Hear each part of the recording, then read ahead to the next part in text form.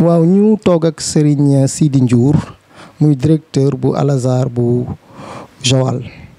sëñ Sidi ginnaaw boo ñu nuyoo ñu bëggoon a xam rek say impression ci bis bi nga xam ne tey jii amal ngeen ko fii ci Joal te muy bis bu am solo. jërëjëf ñi ngi leen di nuyu bu baax yéen groupe Texcom Bamba di leen jaajëfal bu baax di rafetlu itam seen teewaay ci couvrir bi nga xam ne yéen a ngi doon couvrir événement bi. donc impression bi ñu am rek ci bis bi mooy mbégte ndax xam nga lu toll ni programme ak préparation yi ni méttee nga woo nit ñi ñu wuy si la loolu vraiment war na impressionné ku nekk ci événement bu toll nii kon loolu lu ñu impressionné la ba tax ne ñu ngi ciy sant waa dëkk bi yëpp Joal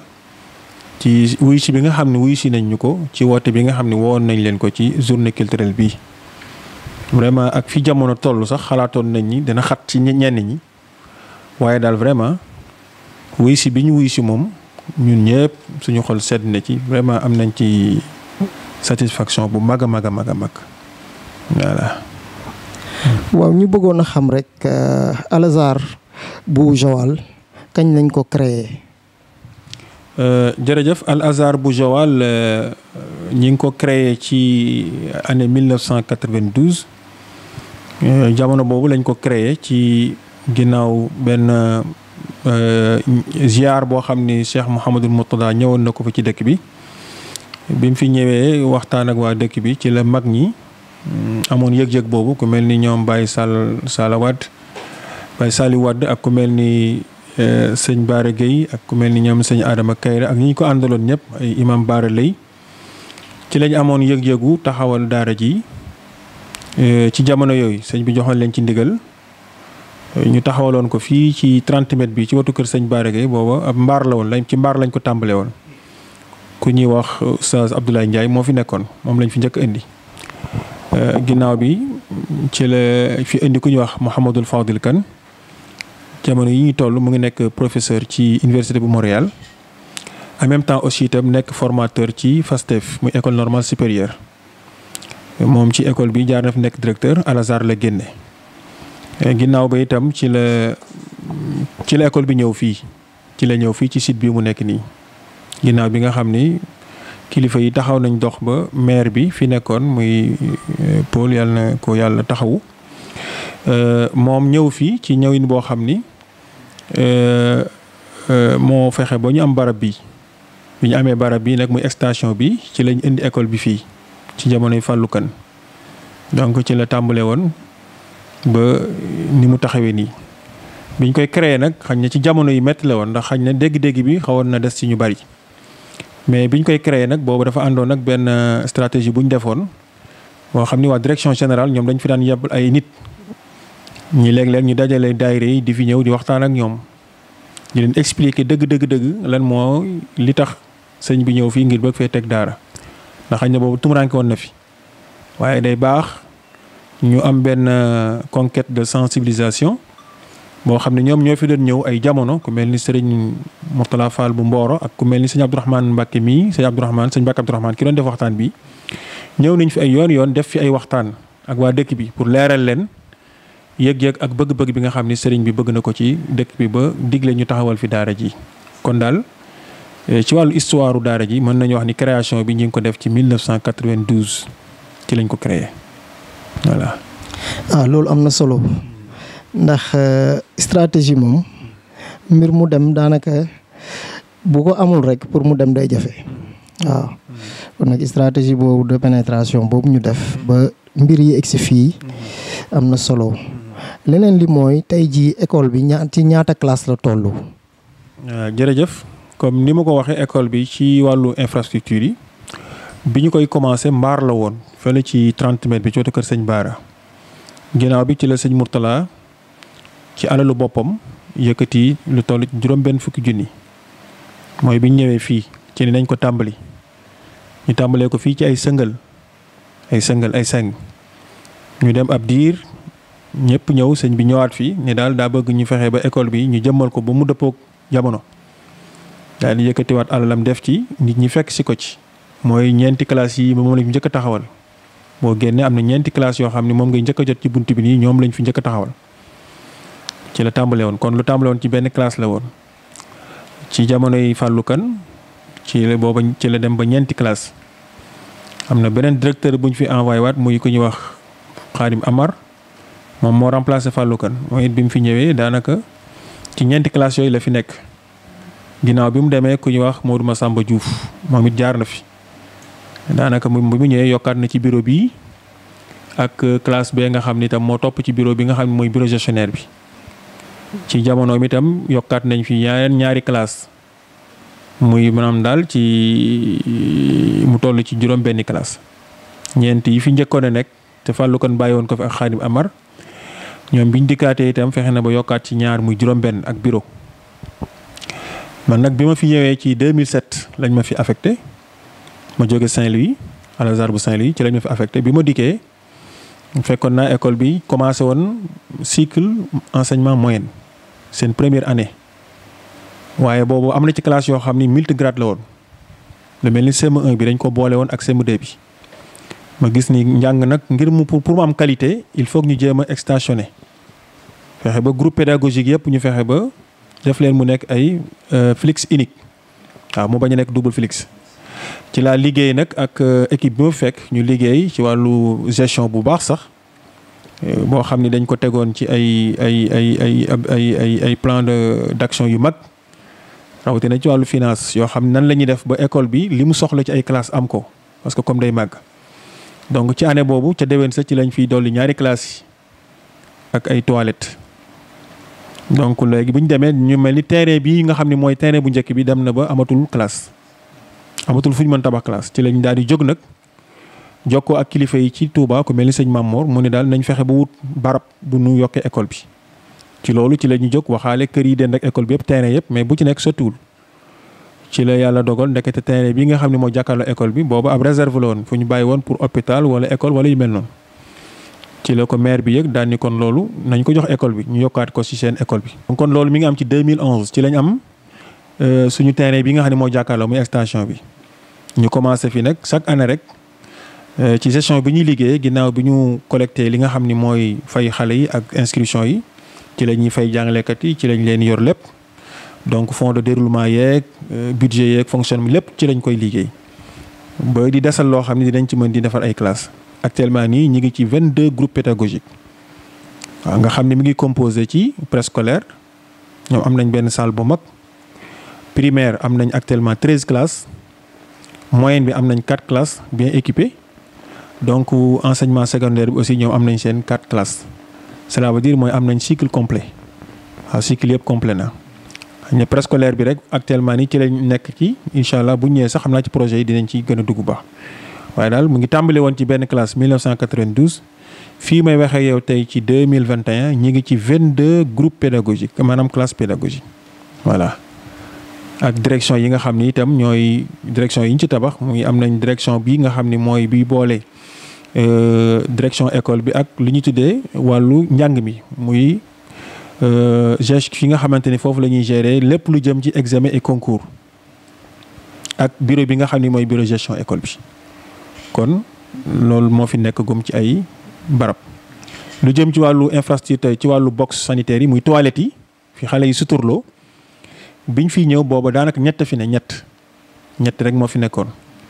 waaye yokk nañ ko ba fi mu nekk nii yaakaar naa ñu ngi ci 15 waaw 15 yoo xamante ni yëpp ay box sanitaire la yii pour enseignants yi la yii ci des pour élèves yi la.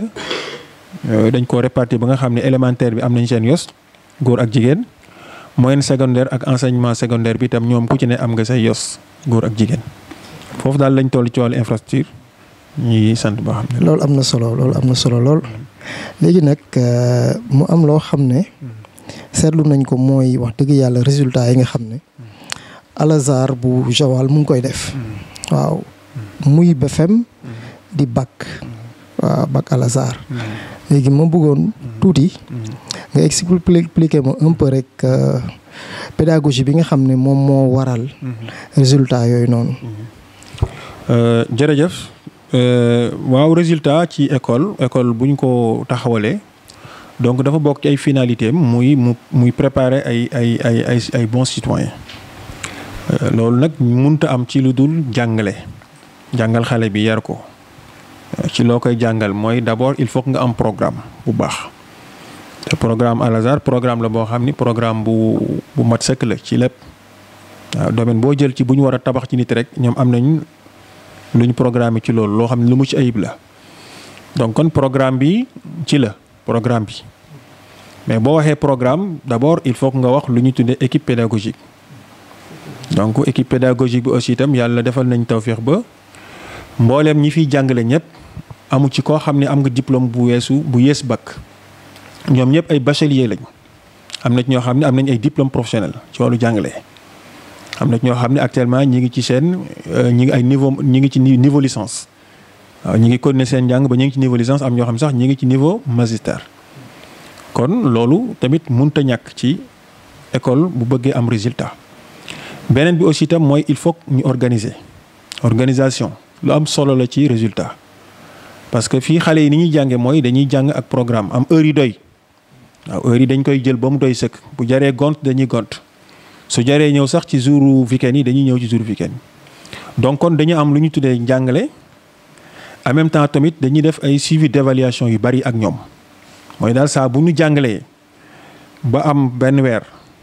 jàngalekat yëpp waa direction concours examen dañuy taxaw ni leen acca dem leen ngeen évaluer xale yi ñu def lu ñu tuddee ay devoir nga xam ne xale yi balaa premier semestre dinañ def ñaari devoir waaw dinañ léeg-léeg ñaar léeg-léeg sax ñu dem ba ñetti devoir voilà deuxième semestre c'est la même chose donc loolu bokk na ci lii tax xale yi di am résultat parce que njàngale moom képp ku ko wax saa boo joxee benn quantité rek war nga ko évaluer soo ko évaluer ba pare nag def lu ñu tuddee remédiation mooy saa bu ñu évaluer dinañ xool fan moo des ñu def jafe-jafe yi fan la des ñu jéem a remédier loolu moo la ko saafara lool. donc système remédiation bi aussi dañ ciy liggéey baax a baax système remédiation bi benn bi ci des itam mooy classe yi nga xam ni mooy classe yi nga xam ne ay spécifique lañ muy classe yi def examen ñoom aussi itam dañ leen organiser ci benn système boo xam ni mooy du ñu yem rek ak ñoom ci programme bi parce que programme bi daanaka dafay léeg-léeg day tënku dafa am fu mu tënk xale bi mais après ñun dañuy créer ay portes ouvertes tabax ko ci programme bi ubbil leen nag ay bunt yoo xam ni dañuy am yeneen connaissance mooy daal ci wàllu culture waaye dañ leen ubbi ci wàllu culture bu dee xale nekk CM2 bu laajee ñu def ak ñoom ay visite pédagogique ñu génn ak ñoom yóbbu leen ci site yi ñu xool waaw léeg-léeg aussi itam ñu am ay cours de formation yi ñuy def ak ñoom di leen former ci wàllu dissertation wala ci wàllu yu bëree bëri lecture bu dee élèves yu mag aussi c'est la même chose ñoom aussi itam méthodologie boobu la ñuy liggéey ak ñoom mooy daal yamuñu rek ci jox leen programme bi ñu dem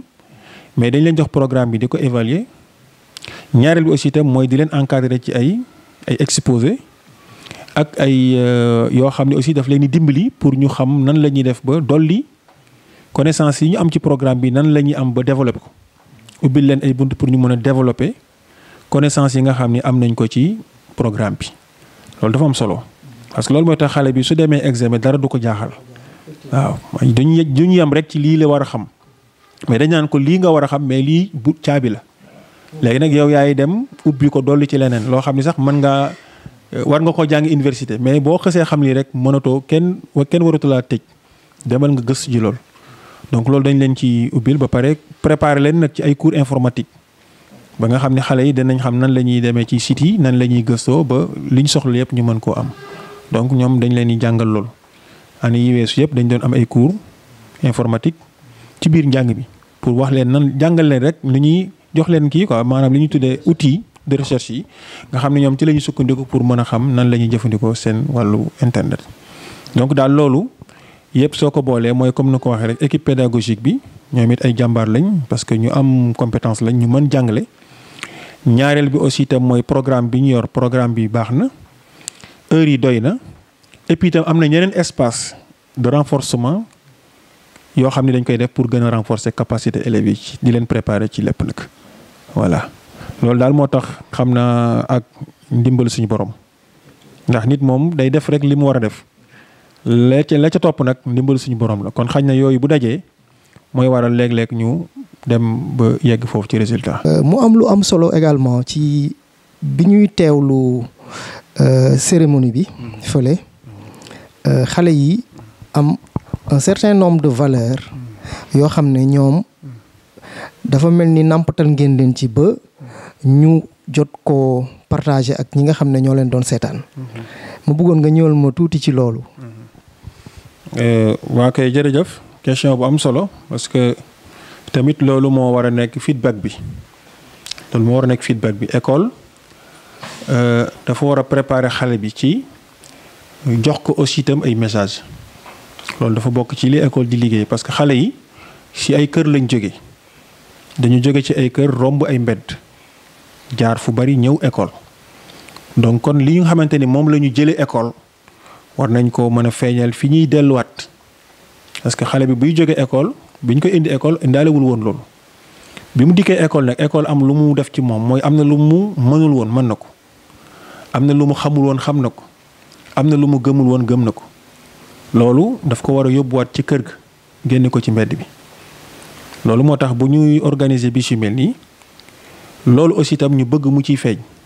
man-manu xale yi waaw parce que loolu dafa bokk ci li tax parents yi xam ni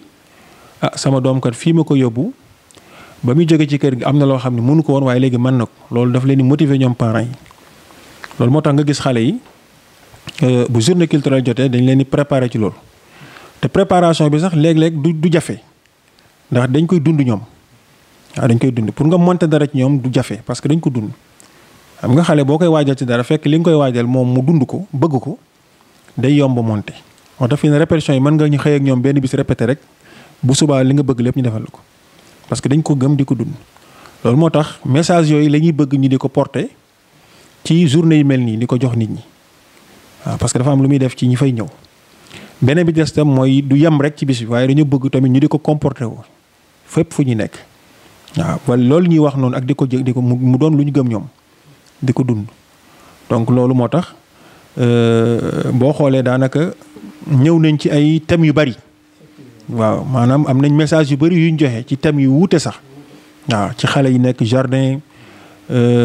équipe bi doon animé donc boo xoolee sax thème bi nga xam ne moom lañ doon waxtaanee daanaka seen activité yëpp ci thème boobu lañ ko basé mooy comme Al Azhar rôle bu muy joué ci jàng ak jàngale ak yar ak formé donc boo xoolee yëpp feeñ na fa xale yi wane nañ yar wane nañ xam-xam wane nañ man-man ndax am na benn club art boo xam ne yaakaar naa lañ fa wane lu yéeme la ab fauteuil boo xamante ne ñu ngi ko defaree ci carton nit mën cee toog. voilà foofu sax bëggoon naa faa ñëw mooy. voilà club art bi. man personnellement j'étais impressionné. mu bëgg a xam idée boobu fan la jógee. waaw idée bi fi mu jógee mooy man mi maa ko xalaat parce que xale yi boo dajalee ay xale dafa am lu ñu tuddee furuux fardiya mooy différentialité pédagogique lañ koy tuddee yaakaar naa nga xam ni moom lañ tuddee nit xale yi bu ñu ñëw ku ne ak li ngay indaale. xale yi kenn ku ne li ngay indaale dama waxoon jàngalekat yi benn man leen bu ngeen nekkee ci classe yi surtout ci côté jàngale bi day leen xool xale yi. léeg-léeg ñoo présenté ma ni ma xale bi moo dessiné lii ma xool mu yéeme ma lool xale bu ndaw donc à partir de jardin ci ngay commencé di copter lool. gis ne am na xale yoo xam ne bu weesoo cadre njàng mi am nañu yeneen compétence yoo xam ne dañu ko war a développer waaw compétence yooyu ñu war a développer loolu moo tax léeg-léeg ci biir xale yi ñu am ñun ciy copter récupérer leen parce que xam nañ ñi am nañ ay compétences yu nëbbu ci ñoom yoo xam ni ci côté man-man la donc war nañ ko développer yàlla dogal nag ñu am fi benn oustaz boo xam ni mu oustaz Khadim Sow moom yàlla daf ko may ci loolu jàngu ko nag mais daf ko ci may muy wàllu aar ma waxtaan ceeg moom benn bis ma ne ko yow bëgguma rek nga doon ab jàngalekat mais dama bëgg nga doon jàngalekat plus artiste jàngalekat arabe mais plus artiste boo xam day liggéey ci wàllu art peintre effectivement tey jii dëkk bi yaakaar naa ñëpp xam nañ ko ci peintre day defar ay kaas day defar ay dorop day defar lépp. très bien jàngalekat la. loolu aussi itam yàqalu ko dara parce que bu jàngalee ba école tëjee loolu aussi itam métier am la saa bu école tëjee defatul dara loolu mën na yor métier kon loolu mën na nekk moo tax ci biir xale yi aussi itam ñu fexe ba tamit expérience boobu ñu téye ko am na ci ñoo xam ni fi mu nekk nii bu ñu defaree daal école bi dootu ñu jëleeti kuy peinture di ko fay pour mu peintural ñu école bi ñoom mën nañ ko. waaw mën nañ def mélange yi def lépp peinture école bi comme ni ñu ko bëggee bu dee wàllu décoration aussi itam salaam gis ngeen ko ñoom ñor wàllu décoration yi tableau yi ngeen gis fii ci école yi ci bari ñoom ñoo koy defar. waaw boo duggee ci biir classe yi am na ay tableau yoo xamante ni ay tableau pédagogique la yoo xam ñoo ko defar ci wàllu jàng ak jàngale yooyu yëpp xale yi ñoom ñoo ko defar muy club art bi. noonu aussi itam la ñu amee yeneen club muy ay club club anglais ay club français littéraire yi voilà donc club yu bari la waaw même am na ci sax ñoo xamante ni dañ leen di préparer ci wàllu paj ci wàllu santé ba nga xam ni toutes les premiers soins yi am ci école bi léegi xale bu gaañoo bala ñu ko yóbbu hôpital bu laajee ñu war koo defal premiers soins ñoom mën nañ ko ñoom am na ci équipe boo xam ne dañ leen a jëloon yóbbu leen hôpital waxtaan ak ki jiite district bi mu expliquer nit ñi nañ ñëw ñu defal leen formation pour les premiers soins mais fi mu nekk nii yaakaar naa lépp lu jëm ci côté boobu ñoom ñoo ko gérer donc daal yooyu noonu la ñuy capitaliser léeg-léeg gis ni xale yi am na ay compétences yoo xam ni bu weesoo njàng mi am nañ ko loolu nag dès maintenant war nañ ko commencer développer ak ñoom loolu moo indi club art bi moo indi yeneen ak yeneen club santé bi yëpp loolu moo ko indi voilà loolu daal noonu lañ ko inspiré mooy xale yi gis nañu bu ñu ñëw école ku nekk ak li ngay indaale ñu jéem a xool kenn ku ne li nga indaale ñu focaliser ci benn branche jéem ko capitaliser pour développer seen compétence ci domaine boobu. dañoo commencé ci art rek mais ñi ngi xalaat yeneen parce que ñi ngi commencé gis ay xale yoo xamante ni ci wàllu journalisme gis nañ ni ku leen jàppale ci côté boobu dinañ dem moo tax ñi ngi créé sax benn rajo école boo xam ni incha allah fii ak déwén dinañ ko taxawal pour commencer préparer xale yi ci wàllu journalisme. voilà yooyu yëpp daal dañuy gis ne xale bu ñu gis ne daal am nga loo mën a loo ëndaale te ñu war koo développer ko compétence loolu dañ fexe ba copte ko jéem ci liggéey ak moom incha allah. jërëjëf sëñ Sidi. li ñu naan démarche révolutionnaire. c'est-à-dire muy doxalin yu bees. yoo xam ne day andi li tubaab naan valeur ajoutée. ci li nga xam ne moom ngeen di def muy enseignement. te jàpp naa ni noonu la mbir mi war a demee. waaw ndax tey jii. dafa am benn lenn lu am mooy. mbir yi dañoo duggante. waaw mbir yi dañoo duggante parce que comme ni ngeen ko gisee noonu. effectivement noonu la demee. xale bi dina ñëw di jàng si mais. boo mënee détecter parfois di nga gis ci moom. ay compétences yeneen yoo xam ne. boo ko ci jàppalee. dinañ ko mën a développer te du yàq dara ci njàngam. au contraire day gën a dooleel sax. njàng mi nga xam ne mu ngi koy def. day gën a tax mu gën a bëgg njàng mi.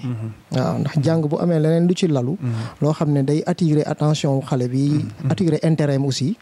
day am solo daal. waaw mu bëggoon nag ñu ñëw tuuti rek ci projet yi nga xam ne. am ngeen ko fii au niveau de Joal. Al Azhar. ok jërëjëf bu dee ci côté projet yi muy mashruaat yi waaw loolu moom am nañ ci benn projet boo xam ni liggéeyoon nañ ci mooy bi ñu amee extension bii donc defoon nañ benn projet d'école boo xam ni am na maquette donc mooy école bi actuellement nii nga xam ni defagum nañ fa lu toll ci par exemple 14 wala 16 classes donc foofu projet la woon boo xam ni dañ ko bindoon defar ko estimé woon ko mu toll ci ay 128 millions et quelques actuellement ni réalisé nañ booy xool bu ñu amul 50% yi ci réalisation bi jege nañ ko wala 60% yoo xam ne réalisé nañ ko mais nag donc école bi dañ ko bëgg a def mu nekk une école d'excellence loolu dafa bokk suñuy projet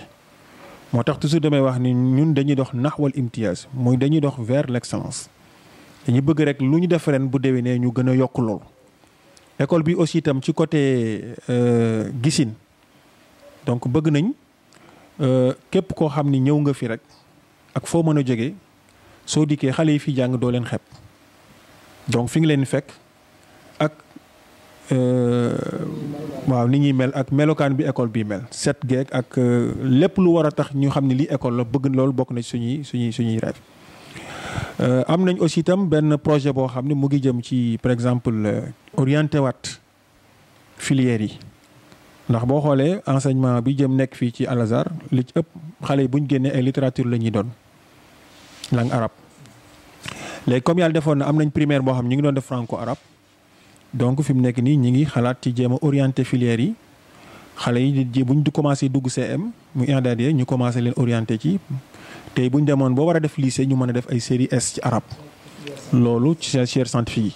loolu actuellement nii am nañ ci expérience parce que sëñ Mamor ci école ba la nekk Touba topp Mbacké Bousso centre boobu am nañ lycée série S ba ren jii mooy seen première promotion. donc kon xam ni Al Azhar aussi ñi ngi jéem a liggéey ci lu ñu tuddee maanaam série S ci arabe loolu ñu ngi ciy liggéey ren jii mooy seen première promotion. donc ñun aussi itam loolu daf ñoo motiver moo tax ñu ngi ciy xalaat ñu ngi ciy liggéey loolu aussi projet la bu jëm ci côté njàng mi. donc lu jëm ci côté école bi aussi itam loolu ñu ngi ci doon dox depuis des années muy fexe ba école bi am autorisation am reconnaissance donc donte am nañ récépissé parce que am nañ document yëpp déposé ministère donc am nañ fi statut aussi école bi am na statut ministère parce que xam na ko rapport yi day dem donc dañuy def campagne statistique suñu rapport day dem rapport général dañuy dem ouverture et fin d'année yëpp dañuy yóbbu suñu rapport donc ëpp itam évaluation standardisée yi ñuy def yëpp ñun dañ ciy bokk ak ñoom donc kon ministère moom xam na école bu baax a baax donc loolu moo tax ñi ngi ci loolu di ci dox xëy na problème enquête réglementaire la mais ñi ngi ciy avancé ak ñoom ba daanaka tuuti moo ci des rek autorisation bi normalement war a génn ñu war a dem nag ci reconnaissance donc loolu projet la boo xam ni ñi ngi ciy tàllal loxo itam kilifa yi dégg yëpp te ne ci dëkk bi te man ci dara ndax mbirum administration la te léeg-léeg day soxla ñu la ci jàppale. kon vraiment école bi moom boo xoolee li mu war a am ci infrastructure yëpp am na ko waaye li des moom mooy ay démarches administratives donc loolu ñu ngi tàllal loxo autorité yëpp ku ci mën a jàpp rek nga jàpp ci te yàlla tax ndax ñu mën a jot ci suñu autorisation ba mën a am suñu reconnaissance parce que loolu dina gën a yombal liggéey bi. am nañ aussi itam benn extension boo xam ne mu ngi fële ci yoonu Njànd bi terrain bu toll nii bu mag boo xam ne mën nañ fi def école foofu aussi itam ñu ngi fay créer beneen extension pour jéem a yóbbu xale yi nga xam dañoo xaw a sori tey jóge côté boobu ñu defal leen foofu benn école primaire en attendant comme biir dëkk ba xaj na xaw na xat te amatuñ fu ñu fa mën a def école donc moo tax ñu ngi xalaat loolu. am nañ aussi itam projet wutal xale yi bus école waaw parce que xale yi léeg-léeg am ñoo xam ne fi ñu jógee dafa sori te rotation bi dafa métti bu ñu bëggee xëy gontu paas bi day métti loolu projet la xaj na sax pare woon nañ ci mais ak Covid bi moo ñu xaw a perturbé waaye xaj na fii ak déwén ñu ngi ci xalaat pour wutal leen benn mini bus wala benn bus boo xam ni mooy def transport xale yi rawatina ñi nga xam ne dañoo xaw a sori di jógee ba côté Fadiouth wala ba biir dëkk ba côté Diamaguène loolu aussi suñu projet la. jardin bi aussi comme ni ma ko waxee projet la ndax terrain bi yaakaar naa jënd nañ ko ba pare ak fi nga xam ne mooy logement enseignant yi foofu la ñu bëgg a defar benn jardin boo xam ni dañ koy bu moderne sax bu dëppoo ak jamono incha allah defar nañ maquette bi yëpp ba incha allah xam naa financement bi rek la ñuy xaar pour taxawal lool. waaw taxawal jardin boobu nga xam ni dinañ mën a am section yëpp dinañ mën a am section yëpp ak outils yi ñuy soxla yëpp tamit waaw loolu yëpp suñu kii la. donc aussi itam ñi ngi am ci projet yi tamit taxawal fi benn salle informatique waaw ci biir école bi waaw ak benn bibliothèque bu mag boo xam ni dañ koy waajal xale yi. yii yëpp daal boo ko boolee ay projet la yoo xam ni ci côté njàng mi la yii ci côté infrastructure bi la yii aussi itam ci côté nekkinu xale yi ba mu gën a stable. donc yooyu yëpp daal ay projet la yoo xam ni am nañ ko donc bi ci gën a mag nag nga xam ni mooy dajale yëpp moom mooy comme ni ma ko waxee ci njëlbeen gi rek mooy fexe ba école bi ñu classé ko parmi les excellents parmi les premières loolu moom suñu yëg-yëg la suñu vision la te ci la ñuy liggéey suba ak ngoon ànd ko ñi ñu ko àndal ñëpp muy waa direction générale bu Touba ci njiital Serigne Saliou Mbacké ak ki nga xam ni tam mooy ëmb liggéey bi yëpp di sëñ Mamor Mbacké ak ñi mu ko àndal ñëpp. donc daal loolu mooy yëg-yëg bi nga xam ni moom lañ am ci école bii di Al Azhar Serigne Bara Gaye bu Joal mooy fexe ba yóbbu ko ci yi nga xam ni tey dañ leen di joxe référence ci Sénégal ak ci àdduna bi yëpp ci wàllu jàng ak jàngale ak yar ak formé voilà jërëjëf. alhamdulilah mu mel ni projet yi benn boo ci jël rek. day nekk bu am njariñ bu am solo lool. moo tax ñuy ñaan rek sunu borom. jàppale leen bu baax a baax a baax ba. vraiment mébét yooyu ngeen am lépp sotti. waaw entretien bi. am na solo. réponse yi am na solo lépp macha allah. ñu bëggoon rek nga def sa kàddu bu mujj ci waxtaan wi. waaw kàddu bu mujj bi moom li ci njëkk mooy sant leen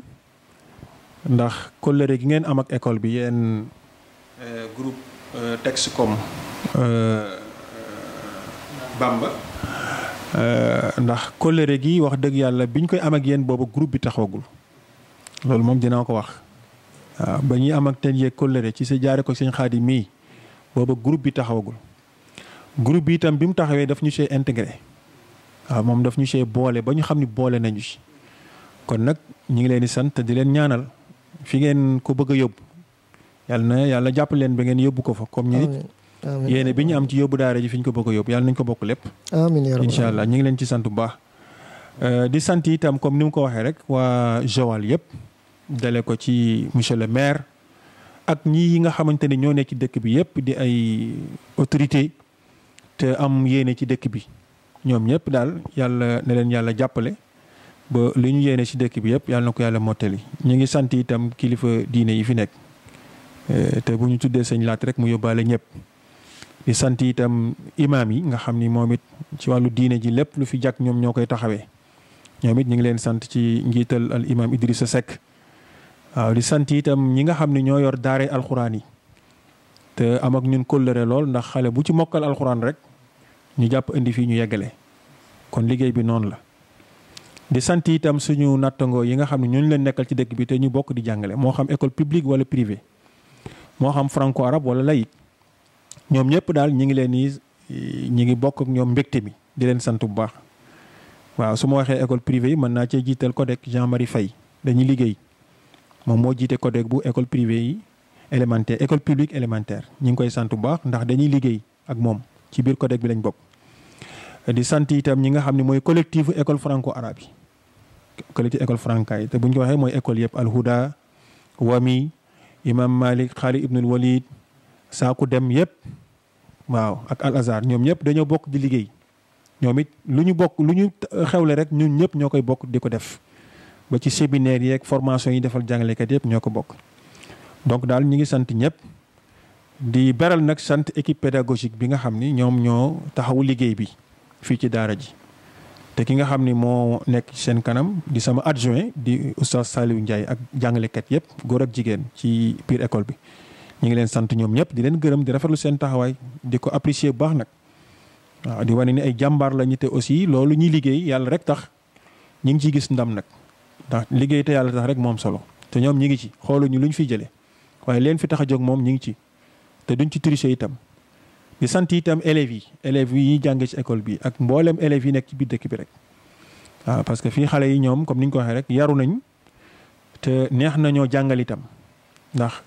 xale boo koy jàngal te li nga koy jàngal mu gën la koo bëgg soo xawee ñu sone sax nga xaw a yéex tuuti mu ñëw ne la oustaz dugg nañ kooku xam nga ni bëgg na li muy def waaw bëgg gi moom am na te dañuy wax ni bëgg bu dëggoo ci ki ko def rek lépp lu muy wut dina ko am. loolu benn borom xam-xam wax na ko al mahabbatu hiya al imaadu iza tahaqqaqat atal muraadu kon bëgg moo am solo dëgg te loolu dal na leen ñoom bëgg nañ li ñuy def te nangu nañu itam. mboolem orientation yi jóge ci ñi leen di jàngal ñi ngi koy jëfe waaw ñi ngi koy jëfe mboolem loo xam itam école bi sàkku na ko ci ñoom ci ñu war koo mel loolu duñ ci bàyyi dara kon ñoom it ñu ngi leen sant bu baax ci ni jàppale googu ñu jàppale waaw ndax bu doon loo leen tere ñu bañ loo leen digal duñ ko def kon résultat yi du am waaye loo leen tere ñu bàyyi loo leen digal ñu def yaru lool boo leen ne acca toog leen ñu toog liggéey leen ñu liggéey bàyyi leen ñu bàyyi loolu bokk na ci li ñu yombalal suñu liggéey fii ci Joal mooy élèves yi yaru bëgg li ñuy def te nekk ay jàmbaar itam man ko lool wax doon te ak dëkk bi li muy doon li fi njàngum arab di tumuranke itam ñoom jàmbaar lañ ñu ngi góorgóorlu luñ man kon daal encore une fois ñi ngi sant ñëpp di gërëm ñëpp di sant itam suñu parents d'élèves yi su ma ko waxee mooy ki nga xam ne mooy responsable école bi di Baye Thierno Kane taxawaayam rafet lool ci dëkk bi waaw ci boole ñëpp ñu nekk benn ak ki nga xamante ni mooy Moustapha Cissé di président parents d'élèves yi moom it nekk ku yaatu ku jotol ci ñëpp nag ak ki nga xam ni mooy président ndey daara yi muy soxna Kana Diop ak ñi mu àndal ñëpp ñi ngi sant ñëpp di sa gërëm ñëpp kon daal loolu mooy suñu kàddu gu mujj di ñaanal sëñ Mamour Mbacké yal na yàlla guddal fanam te mbooleem naal yi mu am ci ay projet yoo xam ne dafa jëm ci tabax nit ak ak jëmmal xam-xam bu am njëriñ yàlla na ko yàlla jàppale bi li mu naal ci ay université enseignement supérieur lépp yàlla mottali ko waaw di sant itam ñi nga xam ne ñooy waa direction générale ci njiital Serigne Saliou moom itam yàlla na yàlla guddal fanam te taxawal ko ndax moo saytu njàng mi nga xam ne mooy njàng mi ci suuf amiin waaw moo yor njàng mi nga xam ne mooy élémentaire ak kii waaye lu jëm ci côté enseignement supérieur moom loolu mi ngi aju ci université bi te lépp di benn nag ndax Azhar moom lépp benn la université beeg lépp benn la waaw ñu ngi sant bu baax di gërëm encore une fois yàlla na yàlla def ñu yàgg koo teewe. amiin salaamaaleykum wa rahmatullahi wa barakaatu. ki doon wax ak yéen mooy seen mbokk di Oustaz Sidy Ndiour di directeur bu institut Al Azhar Serigne Bara Gaye bu Joal. salaamaaleykum wa rahmatullah. waaw sëñ Sidy ñu ngi lay jaajëfal bu baax a baax waxtaan wi am na solo te wax dëgg yàlla indi nga ay leeral yu bëree bëri ñu la ciy jaajëfal mbokk internet yéen ñi nga xam ne yéen a am mbégte doon topp seen chaîne Texcom TV Bamba ñu ngi leen di jox dig daje ci beneen émission jërë ngeen jëf.